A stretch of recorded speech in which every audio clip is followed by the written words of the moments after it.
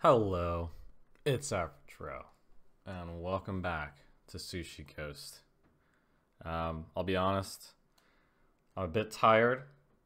Not super tired, else I definitely wouldn't have streamed. But starting a little bit later than usual. It is a morning stream on the weekend, because you know how we do it here, guys. We wake up early on the weekends because we want to make full use of our entire day. And got our water, not coffee, and we're ready to get back in this game. This depressing game. Last session was rough. Not because of anything on my part, but because of this game. It's unforgiving. Like I said, it's depressing. It's brutal. We lost two good friends in the last stream. We lost Taka and we lost Kage. Rest in peace, man. Both deaths, I was talking with my friends, they didn't really hit me until off screen. On screen, I was just so upset. I was so angry. I was so, at a loss for words, honestly, for both of them, especially Kage. And the sadness really didn't hit me until off screen. I almost didn't stream today because I just needed some time, man. Or I just didn't want to get back into this game yet because it's just, it's rough. But at the end of the day, I just love this game, as I'm sure all of you guys do too if you're still with me here. So I mean, I don't want to say I called it, but I kind of did in terms of Act 2 finale not being triumphant. I felt like something was going to go wrong. I specifically referenced Empire Strikes Back. That's the typical go-to reference for 3-act stories or 3 installment stories, right? Not all of them follow that, but you often see it before the final act or before the final installment. The heroes lose in some capacity, or they're left in a worse state than they've ever been, and Empire is often referenced because at the end of A New Hope, it's triumphant. They blew up the Death Star. Darth Vader's who knows where. There's a whole award ceremony. Chewie doesn't get his medal. Yada yada yada. You know what I mean? At the end of Empire, though, Han's frozen in carbonite, taken by Boba Fett. The Empire Strikes Back, basically, without getting into it, and we don't know what the heroes are going to do. Or Luke just got owned by Vader. We just found out Vader's his father, and it's just like, what's going to happen next, And then Return of the Jedi happens, and I've got that feeling with this act. Act 1, we rescued Lord Shimura with all our friends, and we pushed the Khan back. We got a victory over the Khan, Act 2, man, we lost everything, man. We lost everything. We lost obviously our friend in Kage, and we lost our family, the only family we have left. We've disgraced our name. We've truly just walked down the path of the Ghost rather than the path of Lord Sakai, becoming a Lord Sakai, you know what I mean? So anyway, I'm kind of just rambling on at this point, but I do want to mention that I keep mentioning it because it's still fresh, but I foolishly did not predict Kage's death. Or, in my story predictions episode, I foolishly did not include Kage in my predictions. That was a big L on my part. I was just only thinking speaking parts, you know what I mean? But I definitely should have predicted whether Kage would live or die. He deserved that. At least. And I'll be honest, and I'm not just saying this, if I did include him, I definitely would have predicted he wouldn't die. I probably would have been like, there's a chance he will, but the hopeful side of me would have predicted that he'd survive, just because otherwise would have been too heartbreaking, and lo and behold, that's what happened. But yeah, that was definitely a mess up on my part. So I apologize, Kage. You deserved better. I like you more than a lot of the characters I predicted. So, anyway, enough beating ourselves up. We got to get back into this because, my guys, like I just mentioned, we took an L last act. Like, what do we do? Where do we go? What do we do? Our only friend is Yuna, and we still have yet to find her. We're in the apparently frozen wastelands of the north. What is this? Kamiyagata region, and we don't have Kage with us. It's just us on our own 2 feet, you know? All we have is our armor and gear, and that's it. So, speaking of which, you know, I've always mentioned that with games like this, where you get to customize your look, I always 100% prioritize story or narrative purposes of what I wear over the functionality in the gameplay and how good it is. You know what I mean? That's obviously still important to me, but above all else, I always go with the story. And I feel Jin has disgraced this armor. And I'm going to try to do this specifically from here on out. But I say Jin disgraced this armor, not me, or we've disgraced this armor. Because I've said many times in this game, you know, I think that I'm going to try not to stealth for multiple reasons. But one of them being, I just don't think that's what Jin would want. But Jin has shown time and time again that he's willing to go to any lengths to defeat the Khan and rescue Tsushima.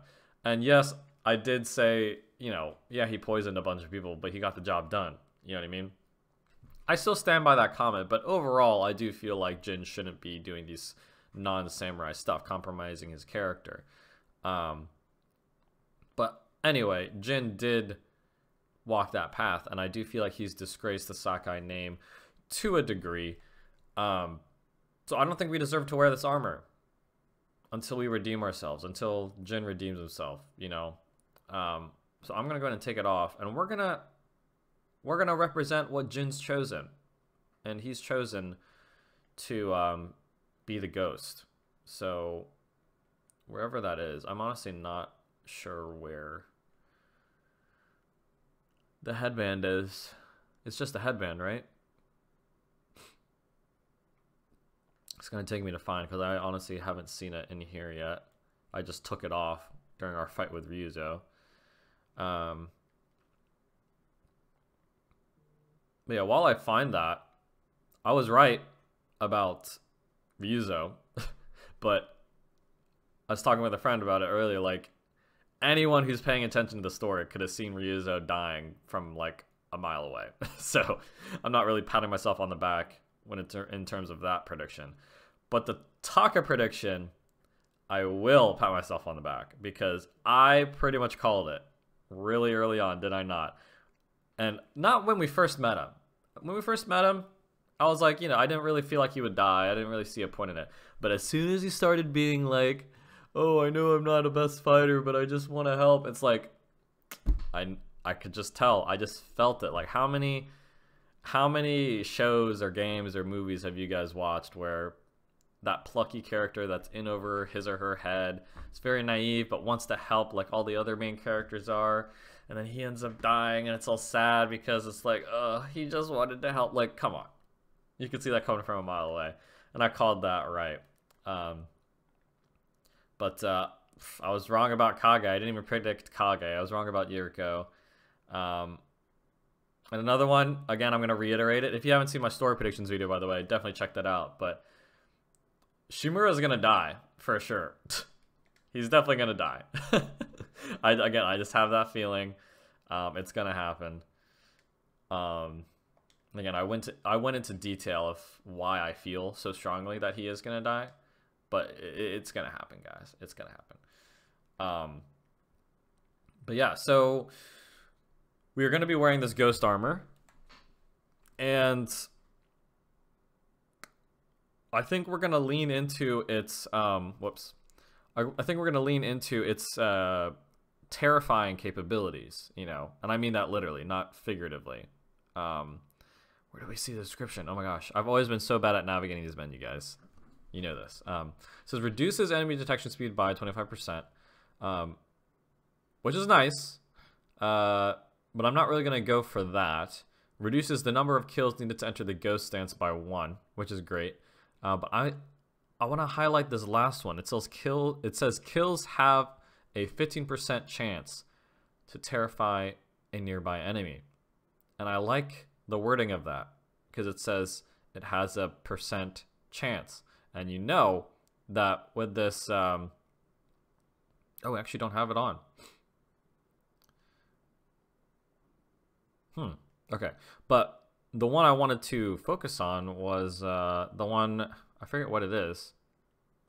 I think it's a utility charm.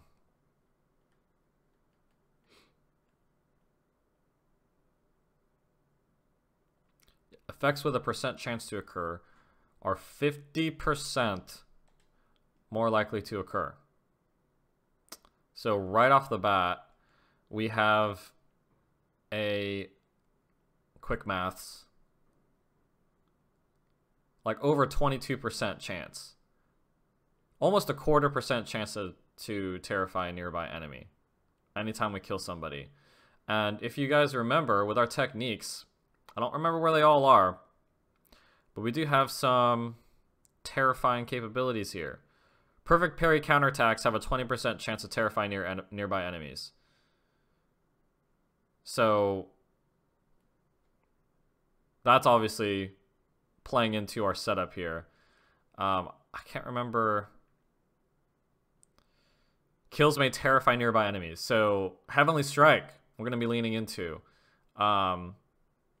Same with Dance of Wrath. And whenever we get this lightsaber, that'll happen too. Explosive arrows. So yeah, we got to make sure we use our mythic abilities. Might be a little preemptive getting into this fear setup, if you will, terrifying setup, if you will. But I don't know. I want to capitalize on this Ghost Armor's capabilities. I think those are the only things that terrify people. Oh, and while I'm here, General Yi, my friend General Yi, often in the chat, informed me that this is you get it with the DLC. And I know I said that I wanted to do the DLC at the end of Act 2 just because we got it. Just because we got it. We got offered the ability to do it in Act 2. But obviously things did not go our way and we are now unable to do the DLC. I'm not bothered by that. And he reassured me that I shouldn't be, which is good because most people would have done it after they beat the main story anyway. And he says it kind of fits after the story perfectly fine. So I'm not really worried about that. My point being is we will not be getting this until we beat the main story, which means as we get technique points, we're just going to be throwing it into a bunch of stuff that we don't really want because we have everything we need. Just like I said, last time I talked about our progress here, I think we can beat the game as we are now. So that's always a really good spot to find yourself in when you finally realize that in a game. So we are definitely ready to beat the game. We definitely need to upgrade, though, this armor. Obviously because we want to have the best armor possible, but also because it looks kind of rough, if I'm being honest. Our Sakai armor is just really dope looking. And we have to wear this, though, because, again, I'm not going to wear that other one. So let's go ahead and scan through. I know I've done a lot of talking, guys, but I'm about to kind of clear my head and, you know, talk. I wanted to talk through you guys, or talk with you guys through my headspace right now after last session being what it was. So resolve will help with using or terrifying, kind of like in a roundabout way, because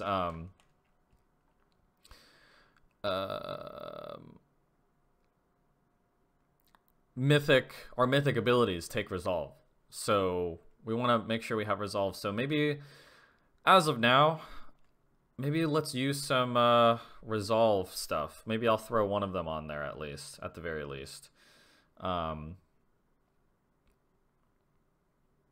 Let's see. 15% increase to resolve. Maybe I'll just use... Okay, maybe we'll throw this on. And then we want to be able to get kills easy. The perfect parries leans into Terrify. But we want to get like a lot of kills. I might use this. Cause I always say that I try not to get to like 50% health or less or whatever. But let's be real, we oftentimes find ourselves with 50% health or less. So I don't think that's too big of a deal, us using that.